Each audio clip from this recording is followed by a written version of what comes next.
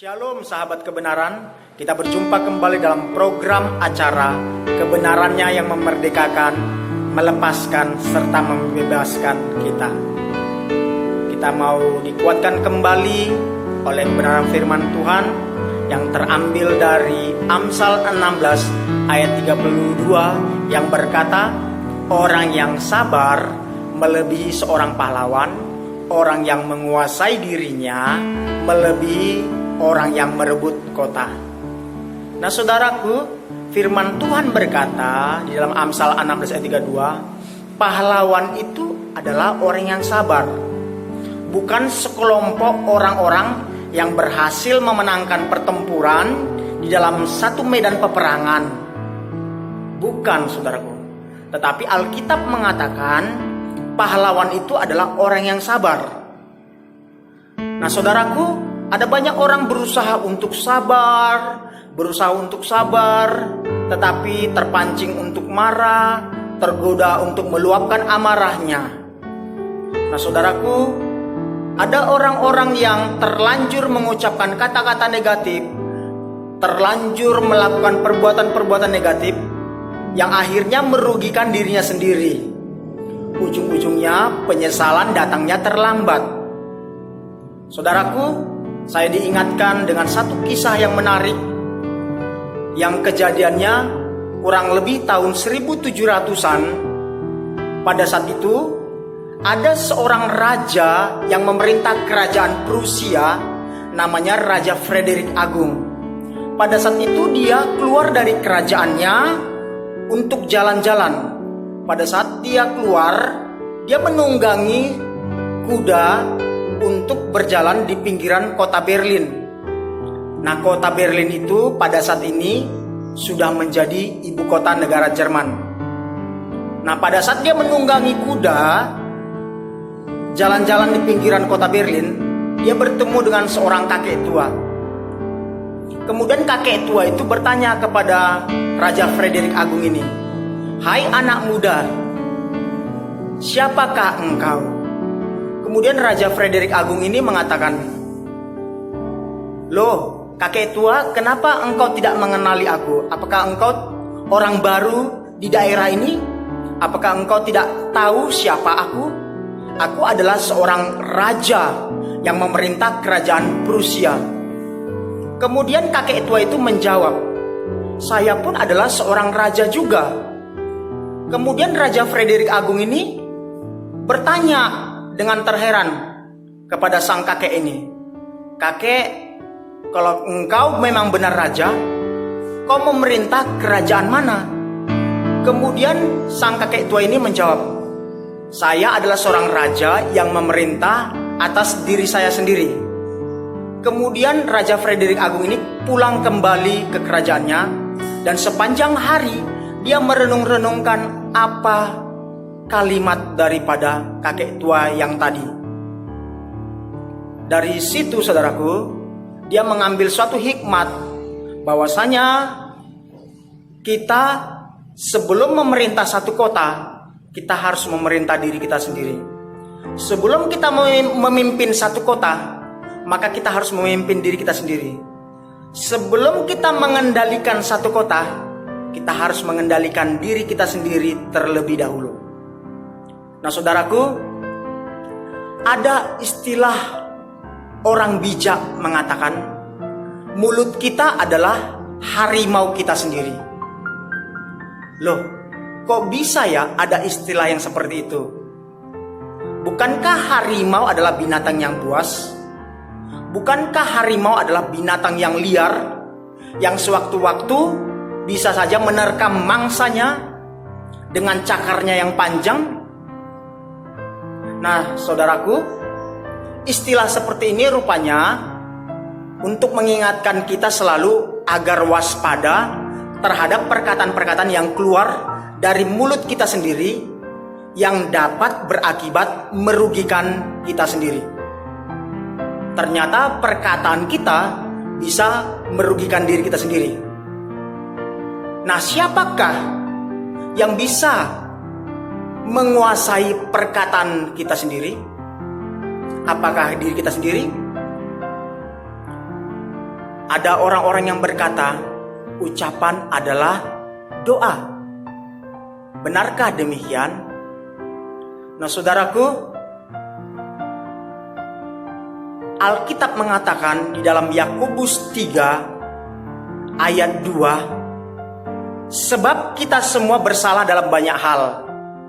Barang siapa tidak bersalah dalam perkataannya, ia adalah orang sempurna yang dapat juga mengendalikan seluruh tubuhnya. Kita tahu tidak ada manusia yang tidak pernah bersalah dalam perkataannya.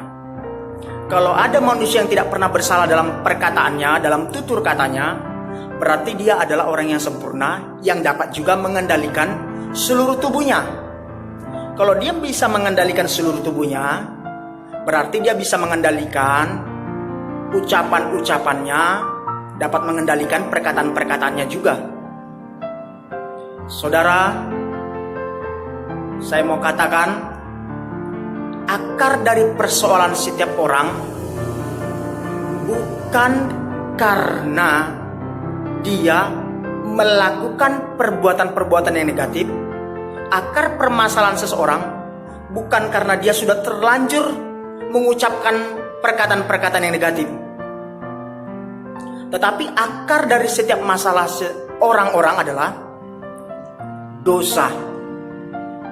Dosalah, saudaraku, dosalah yang membuat manusia melakukan perbuatan-perbuatan dosa.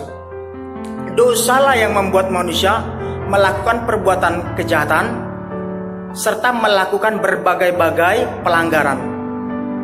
Kita menjadi orang berdosa bukan karena melakukan perbuatan dosa, bukan karena melakukan perbuatan kejahatan, tetapi karena dosa sudah mencemari manusia sehingga melakukan berbagai pelanggaran, melakukan perbuatan kejahatan. Buktinya anak kecil, saudaraku. Anak kecil nggak perlu diajari melakukan dosa. Kenapa? Karena dosa sudah mencemari manusia. Saya pernah berjumpa dengan beberapa orang yang berkata, kok bisa ya ada orang yang sedikit-sedikit gampang marah, ya kan? Gampang berbohong, gampang panjang tangan atau mencuri. Oh, itu mungkin sudah kebiasaan, sehingga ada istilah orang bilang ala bisa karena biasa. Sebenarnya, saudaraku, saya kurang setuju dengan istilah ala bisa karena biasa. Jadi orang berbuat kejahatan apakah karena sudah kebiasaan dari sejak kecilnya? Nah, ternyata, saudaraku, Alkitab mengatakan tidaklah demikian. Karena Rasul Paulus mengatakan di dalam Roma 7 bahwasanya dosalah yang mencemari tubuh manusia, sehingga Rasul Paulus di dalam tulisannya di ayat 24, Roma 7 ayat 24, dia berkata, aku manusia celaka, siapakah yang bisa melepaskan aku? Siapakah yang bisa melepaskan aku dari tubuh maut ini? Dia berkata demikian. Sehingga Yakobus 3 berkata bahwasanya semua hewan, semua binatang buas sudah dijinakkan oleh sifat manusia. Tapi siapakah yang dapat menjinakkan tubuh kita? Siapakah yang dapat menjinakkan kemanusiaan kita yang telah tercemar oleh dosa? Saya mau katakan, saudaraku, dosalah yang mengendalikan tubuh manusia.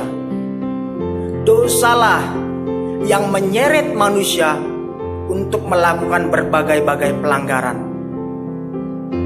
Dosalah yang membuat manusia kecanduan untuk melakukan berbagai-bagai kejahatan.